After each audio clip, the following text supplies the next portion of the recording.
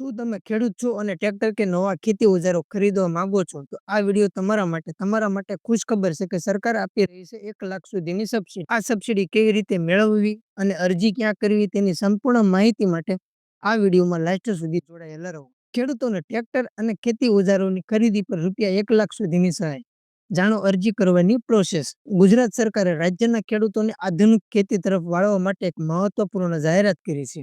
હવે ખેડૂતોને ટ્રેક્ટર સહિત વિવિધ ખેત ઓજારોની ખરીદી પર મોટી નાણાકીય સહાય આપવામાં આવશે, જેનાથી માનવ શ્રમ અને ખર્ચ બંનેમાં ઘટાડો થશે. ટ્રેક્ટર અને ઓજારો માટે બજેટમાં વધારો કરવામાં આવ્યો છે. આ વર્ષના બજેટમાં સરકારે કૃષિ યંત્રીકરણને પ્રોત્સાહન માટે માતબર રકમની જોગવાઈ કરી છે. ટ્રેક્ટર માટે સહાય. આ વર્ષે ટ્રેક્ટરની ખરીદી માટે રૂપિયા 800 કરોડની જોગવાઈ કરવામાં આવી છે, જે ગયા વર્ષ કરતા બમણી છે. આ અંતર્ગત 80,000 ખેડૂતોને સહાય આપવાનો લક્ષ્યાંક છે. અત્યાર સુધીમાં 76,000 થી વધુ ખેડૂતોને પૂર્વ મંજૂરી હુકમ પણ આપી દેવામાં આવ્યા છે. અન્ય મશીનરી માટે સહાય.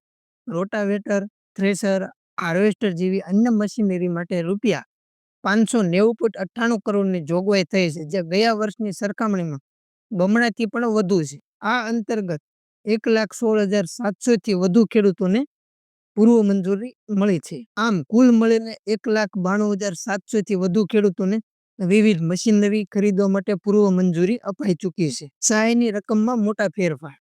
આ વર્ષે ખેડૂતોને મળતી સહાયની રકમમાં પણ વધારો કરવામાં આવ્યો છે. હવે નવી સહાય. હવે ખેડૂતને ટ્રેક્ટરની કુલ કિંમતના 25% અથવા રૂપિયા 1,00,000 સુધીની સહાય મળશે. બેમાંથી જે ઓછું હશે તે લાગુ પડશે. હવે આપણે જૂની સહાય જોઈએ તો અગાઉ 40 HP સુધીના ટ્રેક્ટર પર 45,000 અને 40 થી 60 HP સુધીના ટ્રેક્ટર પર 60,000 સુધીની સહાય મળતી હતી. સરકારના આ નિર્ણયથી નાના અને મધ્યમ વર્ગના ખેડૂતોને આધુનિક ઉપકરણો ખરીદવા માટે મદદ મળશે અને છેલ્લા એક દાયકામાં સરકારે ટ્રેક્ટર અને અન્ય મશીનરી માટે કુલ રૂપિયા 2,780 કરોડથી વધુની સહાય આપી છે, જેનાથી 7 લાખથી વધુ ખેડૂતોનો લાભ થયો છે. હવે સહાય મેળવવા માટે શું કરવું? જો તમે આ યોજનાનો લાભ લેવા માંગતા હોય તો તમારે આઈ ખેડૂત પોર્ટલ પર ઓનલાઈન અરજી કરવાની રહેશે.